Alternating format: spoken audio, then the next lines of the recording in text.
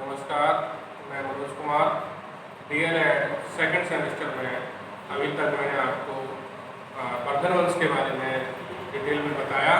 वर्धन वंश के संस्थापक, वर्धन वंश का प्रथम शासक, आदि पुरुष और हर्षवर्धन के साथ जो घटना है वो हमने आपको बताया। इसमें सबसे महत्वपूर्ण जो शासक है हर्षवर्धन ही था और हर्षवर्धन से संबंधित कुछ क्वेश्चन या कुछ प्रश्न आ जाते हैं, उसको हम और डिटेल में चर्चा करेंगे। अब हर्षवर्धन का जो शासन प्रबंध है, शासन प्रबंध के बारे में हम चर्चा करेंगे। हर्षवर्धन, जैसा कि आपको मालूम है, कि कुशल योद्धा और महान विजेता भी था, अद्वितीय योग्य शासक भी था। उसके शासन का अध्ययन इस कथन को स्पष्ट कर देता है। अध्ययन की सुविधा की दृष्टि से हम हर्ष के शासन को निम्न प्रकार से पढ़ेंगे। हर्ष का जो शासन था, सबसे ऊपर देखा जाए तो केंद्रीय शासन होता था। हर्ष केंद्रीय शासन व्यवस्था का सर्वोच्च अधिकारी एवं सम्राट होता था। मतलब केंद्र में जो शासन व्यवस्था थी उसका सर्वोच्च अधिकारी कौन होता था? सम्राट होता था। शासन की सारी शक्तियां उसी के हाथों में केंद्रित होती थी। वह परम, भट्टारक, महाराजाधिराज, एकाधिराज, चक्रवर्ती, परमेश्वर जैसी उपाधियां धारण करता था। राज्य के प्रधान होने के कारण अधिकारियों की नियुक्ति, आय व्यय की देखरेख, युद्ध के संचालन, सैन्य संचालन, आंतरिक गतिविधियों पर नियंत्रण रखने वाला व्यक्ति स्वयं राजा ही होता था। इस प्रकार केंद्रीय प्रशासन का सबसे बड़ा अधिकारी कौन होता था? राजा होता था। और राजा एकराट, परम भट्टारक, महाराजाधिराज, एकुशल, परमेश्वर जैसी उपाधियां धारण करता था। तो ये वर्धन वंश के शासन प्रबंध की महत्वपूर्ण जो उपलब्धियां हैं हम पढ़ने जा रहे हैं। इसके अलावा जो राजा होता था वो राज्य में आय व्यय, अधिकारियों की नियुक्ति, सैन्य संचालन, युद्ध संचालन आदि पर नियंत्रण रखने का कार्य राजा स्वयं करता था। राजा अपने व्यक्तिगत सुख की चिंता न कर प्रजा के कल्याण के लिए प्रयत्नशील रहता था। वर्धन वंश में राजा स्वयं के अपने ऐशो आराम को इतना तवज्जो नहीं देता था जितना कि प्रजा के सुख दुख के लिए हर समय तैयार रहता था। अर्थात दुखों से निवारण के लिए हर समय प्रजा के दुखों के निवारण के लिए प्रयत्नशील रहता था। अब मंत्रिपरिषद की अगर बात करें तो सम्राट को परामर्श देने के लिए, शासन में सहायता देने के लिए एक मंत्रिपरिषद हुआ करती थी। इस प्रकार मंत्रिपरिषद में पुरोहित, प्रधानमंत्री, संधि विग्राही, अक्षपटलाधिकृत, सेनापति आदि प्रमुख अधिकारी हुआ करते थे। मंत्रिपरिषद के सदस्य अत्यंत योग्य हुआ करते थे। मंत्रिपरिषद में राजा को सलाह देने के लिए एक मंत्रिपरिषद होती थी। मंत्रिपरिषद के कुछ मुख्य अधिकारी हुआ करते थे, जिनमें पुरोहित अर्थात धार्मिक कार्यों से, रीति रिवाजों से संबंधित सलाह मशवरा के लिए जो अधिकारी या जो मंत्री हुआ करता था वो पुरोहित के नाम से जाना जाता था। इसके अलावा प्रधानमंत्री प्रत्येक विभाग का प्रधान होता था। ये प्रधानमंत्री के नाम रूप में जाना जाता था। संधि विग्राही या कह सकते हो संधि विग्राही मीडिएटर की भूमिका, किसी के साथ संधि या समझौता जो होना है उसका जो बीच का मीडिएटर की भूमिका जो निभाता था या मध्यस्थता की जो भूमिका निभाने वाला मंत्री होता था तो वो संधि विग्राही के नाम से जाना जाता था।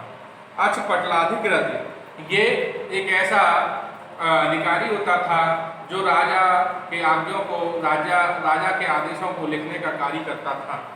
सेनापति, जानते हैं सेनापति अर्थात सेना का सर्वोच्च अधिकारी सेनापति होता था।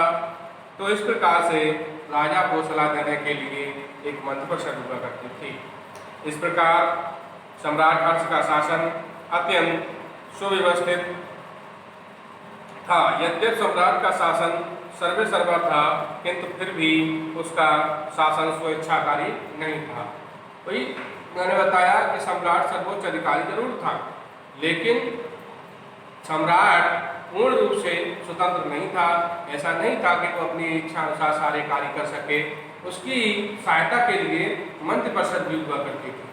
मंत्रिपरिषद में विभिन्न प्रकार के मंत्री होते थे, जिनमें पुरोहित, सेनाध्यक्ष, संधि विग्राही और अक्ष पटलाधिकृत और भी विभाग हुआ करते थे, जो समय समय पर राजा को उसके कार्यों के लिए सहायता किया करते थे या सलाह दिया करते थे। इस प्रकार हम कह सकते हैं कि राजा सर्वोच्च रूप से अधिकारी होने के बावजूद भी स्वतंत्र कार्य करने के लिए इतना स्वतंत्र नहीं था कि सारे काम वो अपनी इच्छा अनुसार कर सके, अर्थात कहीं न कहीं उस पर भी नियंत्रण था, अर्थात अंकुश था। राज्य पदाधिकारियों की बात की जाए तो राज्य की मंत्रिपरिषद होती थी और मंत्रिपरिषद के अतिरिक्त कुछ विभाग पदाधिकारी भी होते थे, जैसे महासंधि विग्राहित युद्ध एवं शांति का सचिव हुआ करता था। महाबलाधिकृत यह सेना का सर्वोपरि अध्यक्ष होता था। सेनापति वृद्धाश्वर यह अश्व सेना का अध्यक्ष होता था। कुटुब अर्थात यह गज सेना का या हस्त सेना का अध्यक्ष हुआ करता था। राजस्थानीय ये विदेश मंत्री होता था। राजस्थानी कौन था? विदेश मंत्री होता था। उपरेक या महाराज ये प्रांत का गवर्नर होता था या प्रांत का सर्वोच्च अधिकारी उपरेक या महाराज के नाम से जाना जाता था। मीमांसक वर्धन काल में जो मीमांसक था वो न्यायाधीश का कार्य करता था। न्यायाधीश का कार्य कौन करता था? मीमांसक। महाप्रतिहार कौन था? जो राजा के महल हुआ करते थे, राजप्रसाद हुआ करते थे, उनका रक्षक महाप्रतिहार कहलाता था। भोगपति जो राजा को आय प्राप्त होती थी या जो राजा को उपहार प्राप्त होते थे, उनको देख रेख करने वाला या उनकी व्यवस्था करने वाला अधिकारी भोगपति के नाम से जाना जाता था। तो ये कुछ राज्य अधिकारी और केंद्रीय अधिकारियों की हमने चर्चा की। इसके अलावा प्रांतीय शासन। हर्ष ने अपने विशाल साम्राज्य को अनेक प्रांतों में विभक्त कर रखा था। प्रांतों को भुक्ति के नाम से जाना जाता था, अथवा जो प्रांत होते थे उन्हें भुक्ति या देश कहा जाता था, अर्थात स्टेट्स को क्या कहते थे? भुक्ति या देश। उस समय के मुख्य प्रांतों की अगर चर्चा करें तो मुख्य प्रांतों में कौन कौन था? वैशाली था, इसके अलावा अक्षत्र था, श्रावस्ती था, कौशाम्बी था। ये मुख्य वर्धन वंश के प्रांत हुआ करते थे, जिन्हें भुक्ति या देश कहा जाता था। और मुख्य प्रांतों में वैशाली, अक्षण, देश और कौशाम्बी, श्रावस्ती आदि प्रांत आते थे।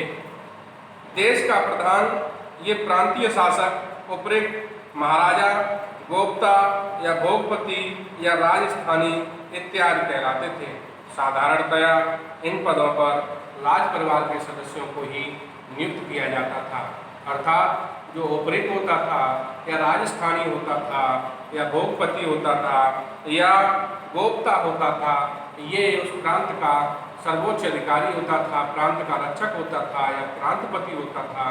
और ये जो व्यक्ति होता था ये राज परिवार से ही संबंधित, अर्थात बहुत ही वफादार या राजकुल से संबंधित व्यक्ति हुआ करता था। केंद्र हो गया, केंद्र के अधिकारी। उसके बाद राज्य के अधिकारी, प्रांत के अधिकारी हो गए। प्रांत में उपरेक हो गया और प्रांत के नीचे जो सबसे छोटी, प्रांत के बाद जो इकाई होती थी उसको विषय कहा जाता था। विषय शासन। प्रत्येक प्रांत विषय में विभाजित होता था। विषय के मुख्य अधिकारी को विषयपति कहा जाता था। इसके कार्यों की सहायता के लिए अन्य अधिकारी भी हुआ करते थे। जैसे विषय को आज के समय में अगर देखा जाए तो जिला या मंडल। विषय प्रांत के जो छोटा, प्रांत से जो छोटा था उसको मंडल या जिला के रूप में हम देख सकते हैं। और उसका जो सर्वश्रेष्ठ अधिकारी होता, सर्वोपरि जो अधिकारी होता था वो कौन होता था? विषयपति। और विषयपति की सहायता के लिए कई अन्य अधिकारी हुआ करते थे, जैसे अमलगुजार है, आमिर है, तहसीलदार है, लेखपाल है। ये जैसे आधुनिक समय में जो अधिकारी देखने को मिलते हैं, उसी प्रकार से विषयपति की सहायता के लिए वर्धन काल में या प्राचीन काल में भी अधिकारी हुआ करते थे। ग्राम शासन। ग्राम शासन की मुख्य स्थानीय इकाई होती थी। गांव के अधिकारी को महत्तर कहा जाता था। अब विषय के पश्चात कौन सी इकाई आ गई? ग्राम। अब ग्राम का जो सबसे बड़ा अधिकारी होता था उसको महत्तर कहा जाता था। ग्राम के प्रतिष्ठित व्यक्ति इस पद पर चुने जाते थे। महत्तर का कार्य ग्राम के शासन की देखभाल करना था। यहाँ का जो गांव का जो व्यक्ति या अधिकारी होता था उसको महत्तर कहा जाता था, और महत्तर भी योग्य व्यक्ति होता था या चाल चलन का एक अच्छा व्यक्ति या रसूखदार व्यक्ति होता था, जिसको महत्तर कहा जाता था, जो गांव का प्रशासन देखता था, गांव में सुख और शांति की व्यवस्था करता था और समय आने पर निर्णय भी लेता था। अब हर्ष के शासन की न्याय व्यवस्था की अगर हम बात करें तो हर्ष एक न्यायप्रिय सम्राट था। हर्ष ने न्याय की उत्तम व्यवस्था स्थापित की थी। सम्राट न्याय का स्रोत होता था, उसका निर्णय अंतिम निर्णय माना जाता था। सम्राट के नीचे न्यायालयों से आए हुए आवेदनों पर विचार विमर्श करता था, अन्य अभियोगों का निर्णय करता था। न्याय विभाग के अधिकारी की मीमांसक कहा जाता था।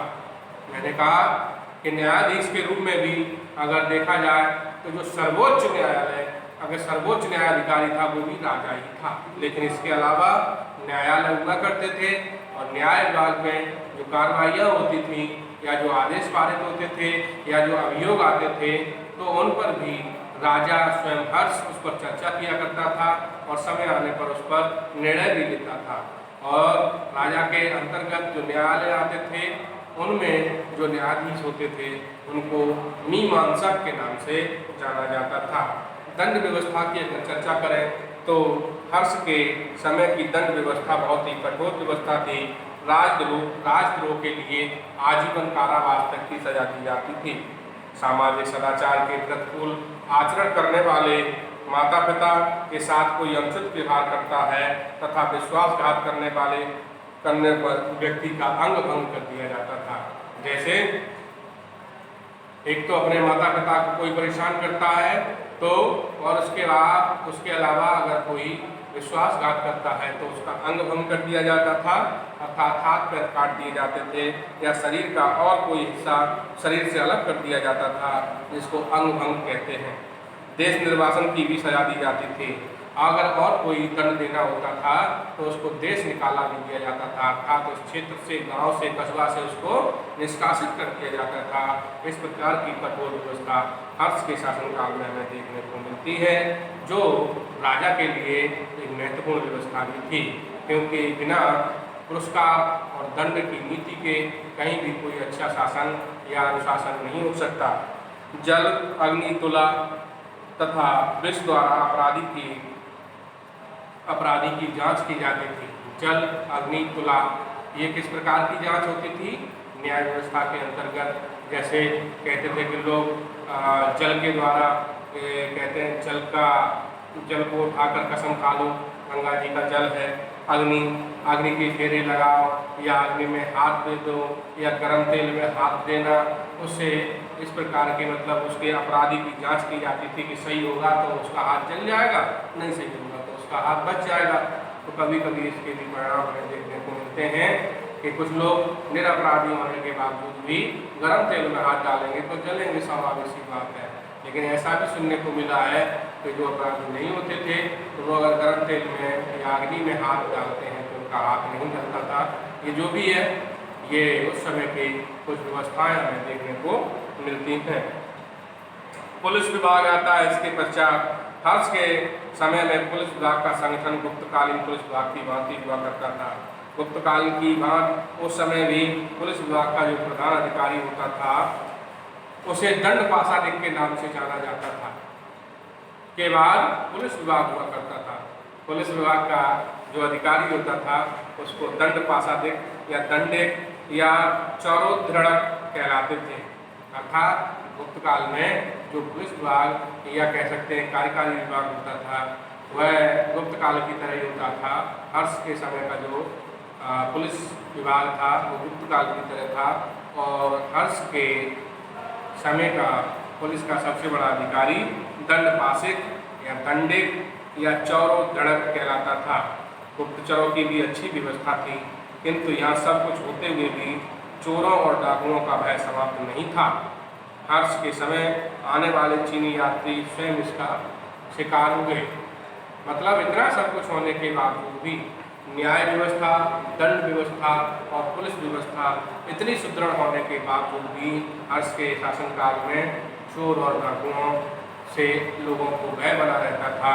और इसका विवरण हमें चीन से आने वाले जो यात्री हैं वो देते हैं, क्योंकि वो भी इसका शिकार हो चुके थे। सेना विभाग की अगर चर्चा की जाए तो हर्ष ने अपने विशाल साम्राज्य की स्थापना एक सुसंगठित सैन्य विभाग के द्वारा की थी। उसकी सेना के 3 प्रमुख अंग थे: पैदल सेना, अश्वारोही सेना और हस्ती सेना अर्थात हाथी की सेना। हर्ष के हाथियों की संख्या 60,000, घुड़सवारों की संख्या 3,000, 30,000, कुछ लेखों में 9 सैनिक और सैनिक छावनियों का भी पता चलता है। अर्थात पर्याप्त मात्रा में हर्ष की सेना में हस्ती सेना और घुड़सवार सेना की व्यवस्था थी। इसके अलावा राजस्व विभाग की अगर चर्चा करें तो हर्ष के शासनकाल में राज्य व्यवस्था, राजस्व की भी अच्छी व्यवस्था थी। उस समय राज्य की आय के साधन मुख्यतया निम्नलिखित थे, जिनमें भूमिकर था, अनाज था, खनिज पदार्थ पर लगने वाला कर था, न्यायालयों से जो शुल्क प्राप्त होता था वो, अर्थदंड से जो आय प्राप्त होती थी वो, भूमिकर के रूप में कृषि की आय का 6ठा भाग अर्थात 1/6 भाग कर के रूप में लिया जाता था। तो जो राजस्व के साधन थे, भूमिकर, लगान, दंड से प्राप्त होने वाले जुर्माने के रूप में आय, न्यायालयों से शुल्क जो प्राप्त होता था वो आय, और कृषि पर हर्षवर्धन के शासनकाल में भूमि पर जो कर लगता था उसका वैल्यू कितना था? 1/6 भाग हुआ करता था। इसके अलावा अब कुछ महत्वपूर्ण हर्ष के कार्यों की चर्चा करते हैं, जिसमें हर्ष की धार्मिक नीति का उल्लेख हमें देखने को मिलता है। हर्ष अत्यंत ही धर्मात्मा सम्राट था। जहाँ तक उसके धर्म का प्रश्न है, वह अपने जीवन के प्रारंभिक समय में भगवान शिव का भक्त था। उसे परम महेश्वर, वह अपने आप को परम महेश्वर भी कहता है। बाद में उसका झुकाव बौद्ध धर्म की ओर हो गया। बौद्ध धर्म से प्रभावित होकर उसने अपने राज्य में मांस खाना बंद करवा दिया और गंगा तट पर सैकड़ों स्तूप बनवाए। किंतु हर्ष धार्मिक दृष्टि से अत्यंत उदार और सहिष्णु शासक था। जैसा कि इसमें कहा गया है कि प्रारंभ में हर्ष शैव धर्म का अनुयायी था और इसी के चलते वह अपने आप को परम महेश्वर भी कहता था, और बाद में बौद्ध धर्म का अनुयायी हो गया। बौद्ध धर्म के चलते उसने अपने राज्य में मदिरा और मांस खाना बंद करवा दिया। इसके साथ ही साथ उसने गंगा के तट पर सैकड़ों स्तूपों का निर्माण करवाया। हर्ष धार्मिक दृष्टि से अत्यंत उदार और सहिष्णु शासक था। वह सभी धर्मों का आदर किया करता था। हर्ष की धार्मिक शास्त्रार्थ में बड़ी रुचि हुआ करती थी। कन्नौज में हर्ष ने धार्मिक शास्त्रार्थ के लिए एक धर्म सभा का आयोजन किया, जिसमें ब्राह्मण, बौद्ध, जैन आदि विद्वानों ने भाग लिया। इसमें 2 सभाएं महत्वपूर्ण हैं हर्ष के समय की। नंबर 1, कन्नौज की धार्मिक सभा। जब हेनसियांग हर्ष की राजधानी कान्यकुब्ज में आया तो हर्ष ने उसका अभूतपूर्व स्वागत किया। कन्नौज की सभा हुई। कन्नौज में हेनसियांग पहली बार आया और कन्नौज की जो राजधानी थी कान्यकुब्ज, वहाँ पर धर्म सभा का आयोजन होना था, जिसमें ब्राह्मण, बौद्ध, जैन सभी धर्मों के शास्त्री या शास्त्रा जो विद्वान थे वो भाग लेने के लिए आए थे। इसी कन्नौज की सभा में हेनसियांग भी आया हुआ था। इसके लिए उसने एक सभा का आयोजन किया। इस सभा का आयोजन 643 ईस्वी में हुआ। इसमें 22 देशों के नरेश, 3000 श्रमण, 3000 ब्राह्मण, जैन तथा नालंदा से 1000 पुरोहितों ने भाग लिया था। इन विद्वानों के आवास के लिए घास और फूस के शिविर बनवाए गए थे। सभा के प्रथम दिन बौद्ध की मूर्ति को एक हाथी के ऊपर रखकर जलूस के रूप में पूरे नगर में घुमाया गया। सभा मंडप सभापति का आसन हेनस्यांग ने ग्रहण किया, अर्थात जो सभा का अध्यक्ष था वो कौन था? हेनस्यांग। और सभा का जो मंडप होता था, जो अध्यक्ष का, वो काफी ऊंचाई पर होता था और उस सभा मंडप पर हेनस्यांग विराजमान हुए, अर्थात अध्यक्षता हेनस्यांग के द्वारा की गई। सभा 23 दिन तक चलती रही। इस सभा में महायान संप्रदाय को सर्वश्रेष्ठ घोषित किया गया। बौद्ध धर्म के जो संप्रदाय हैं, हीनयान और महायान, इसमें कन्नौज की जो सभा हुई उसमें महायान संप्रदाय को सर्वश्रेष्ठ घोषित किया। ऐसा कहा जाता है कि ब्राह्मणों की प्रतिक्रियावादी या कह सकते हो प्रतिक्रिया स्वरूप सभा मंडप में आग लगा दी गई। ऐसा भी सुनने में आता है कि इस सभा में ब्राह्मणों को जो नीचा दिखाया गया था उसका बदला लेने के लिए ब्राह्मणों ने इसमें आग लगवा दी। हर्ष पर एक ब्राह्मण द्वारा घातक प्रहार भी किया गया, किंतु वह बच गया। उसने 500 ब्राह्मणों को पकड़वा लिया और उन्हें निष्कासित कर दिया। कन्नौज की सभा में 500 हाथी के ऊपर भगवान बुद्ध की मूर्ति को बिठाकर नगर में घुमाया गया। सभा मंडप बनाया गया जिस पर हेनस्यांग को बैठाया गया। 22 दिनों तक ये सभा चलती रही। उसके पश्चात 23वें दिन सभा में ब्राह्मणों ने आग लगा दी, जिसके कारण ब्राह्मणों को 500 ब्राह्मणों को देश से निष्कासित कर दिया गया।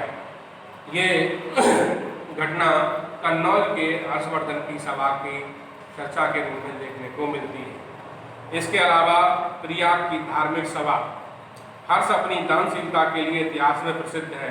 प्रति 5वें वर्ष हर्ष प्रयाग में उसका महादान और उसकी दानशीलता का ज्वलंत उदाहरण है। वह प्रयाग में 5वें वर्ष दान महोत्सव का आयोजन करता था। उस अवसर पर साधुओं, अनाथों, रोगियों इत्यादि को दान दिया करता। हर्ष योग्य, विजेता और महान शासक होने के साथ साथ बड़ा दान प्रिय शासक था। कन्नौज की सभा की मैंने चर्चा की। कन्नौज में हेनस्यांग का उसने आदर सम्मान किया, सभी धर्मों के लोगों को बुलाया। उसके बाद प्रयाग की सभा की चर्चा करते समय बताना चाहता हूँ कि हर्ष प्रत्येक 5वें वर्ष गंगा तट पर कन्नौज या प्रयाग में सभाओं का आयोजन किया करता था और दान दिया करता था। और इतना दान देता था कि उसके पास कुछ भी शेष नहीं बचता था, तब तक वह दान करता रहता था। इसीलिए इतिहास में हर्ष को दान प्रिय शासक भी कहा गया है या दानवीर के नाम से भी जाना जाता है। दान महोत्सव का आयोजन प्रत्येक 5वें वर्ष प्रयाग में करता था। उस अवसर पर साधुओं और अनाथों और रोगियों को करोड़ों रुपए की संपत्ति दान देता था। अस्त्र शस्त्रों के अतिरिक्त अपना सब कुछ दान में दे देता था। परम शांति और संतोष का अनुभव करता था। 643 और 44 ईस्वी में प्रयाग की 6ठी सभा महोत्सव में हेनस्यांग भी उपस्थित हुआ था। यह सभा 75 दिन तक चली। इस सभा में संभवतः 5 लाख व्यक्ति सम्मिलित हुए थे। तो धार्मिक सभाओं का आयोजन किया करता था। धार्मिक सभाओं में अपना सब कुछ दान में दे दिया करता था। करोड़ों रुपए की संपत्ति दान में देता था। इसके अलावा सब कुछ अपने अस्त्र शस्त्र और वस्त्र भी दान में दे देता था और इसको दान देने के पश्चात बड़ा ही संतोष प्राप्त होता था। तो इस प्रकार का एक दान प्रिय शासक था हर्ष। हर्ष का कला तथा साहित्य के प्रति अनुराग, हर्ष कला और साहित्य के प्रति अपने प्रेम के लिए भी प्रसिद्ध है। हर्ष विद्वानों का उदार आश्रयदाता था। उसके दरबार में बाणभट्ट जैसा विद्वान रहता था जिसने हर्षचरित की रचना, कादम्बरी की रचना इत्यादि पुस्तकें लिखी। बाणभट्ट के अतिरिक्त मयूर, हरिदत्त, जयसेन, मातंग दिवाकर आदि विद्वान भी हर्ष के दरबार में रहा करते थे। कौन कौन से? मयूर, हरिदत्त, जयसेन, मातंग, दिवाकर, ये विद्वान भी हर्ष के दरबार की शोभा विभूषित करते थे। उसने विद्या प्रसार के लिए अनेक शिक्षण संस्थाएं स्थापित की। विश्व प्रसिद्ध नालंदा विश्वविद्यालय के लिए उसने 220 गांव की आय दान में दी थी। हर्ष स्वयं ही उच्च कोटि का विद्वान और साहित्यकार था। हर्ष के द्वारा लिखी गई रचना नागानंद, रत्नावली और प्रदर्शिका उसकी उच्च कोटि की रचनाएं हैं। साहित्य नहीं, हर्ष को कला से भी बड़ा अनुराग था। वह स्वयं चित्रकार था। वांसखेड़ा के दान पात्र में कलात्मक ढंग से किए गए उसके हस्ताक्षर, उसके द्वारा निर्मित कराए गए भवन, देवालय और उसकी कलाप्रियता के प्रचारक हैं। उसके संरक्षण प्रोत्साहन से उस समय में मूर्तिकला और वास्तुकला की अच्छी उन्नति हुई। हर्ष के समय में कन्नौज उत्तर भारत का सर्वोत्कृष्ट नगर बन गया था। हर्ष की मृत्यु 647 ईस्वी में हुई। उसकी मृत्यु के उपरांत उसका विशाल साम्राज्य छिन्न भिन्न हो गया। तो हमने बताया कि हर्षवर्धन का शासन प्रबंध क्या था। सर्वोच्च जो अधिकारी होता था या सर्वोच्च जो व्यक्ति था स्वयं राजा होता था, तो स्वयं राजा हर्षवर्धन था। इसके अतिरिक्त केंद्रीय अधिकारी हुआ करते थे, जिसमें चंद विग्राही हैं, कक्षपटलाधिकृत हैं, राज्य अधिकारी हुआ करते थे, मंत्रिपरिषद होती थी सलाह देने के लिए। हर्ष के पास सेना हुआ करती थी। सेना के 3 अंग होते थे, पैदल सेना, हस्ती सेना और अश्वारोही सेना। हर्ष के न्याय व्यवस्था का जो अध्यक्ष होता था, न्यायाधीश होता था, उसको मीमांसक कहा जाता था। लेकिन सर्वोच्च अधिकारी इसके बाद भी न्यायालय से संबंधित कुछ विभाग जो समस्याएं होती थी, हर्ष उनका स्वयं चर्चा किया करता था। दंड व्यवस्था के रूप में दंड पासादिक सबसे बड़ा अधिकारी होता था, जो पुलिस विभाग का अधिकारी था। गुप्तचर व्यवस्था भी हर्ष के समय में बहुत ही सुदृढ़ हुआ करती थी। इसके अलावा लोक मंगलकारी कार्य भी हर्ष के समय हुआ करते थे।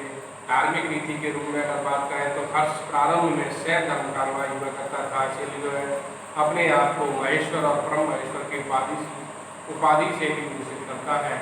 इसके पश्चात कुछ समय के बाद बौद्ध धर्म में उसका झुकाव हो गया और बौद्ध धर्म के झुकाव के कारण उसने मांस मदिरा अपने राज्य में बंद करा दिया। वह बड़ा दानप्रिय शासक हुआ करता था और शास्त्रार्थ में काफ़ी विश्वास रखता था।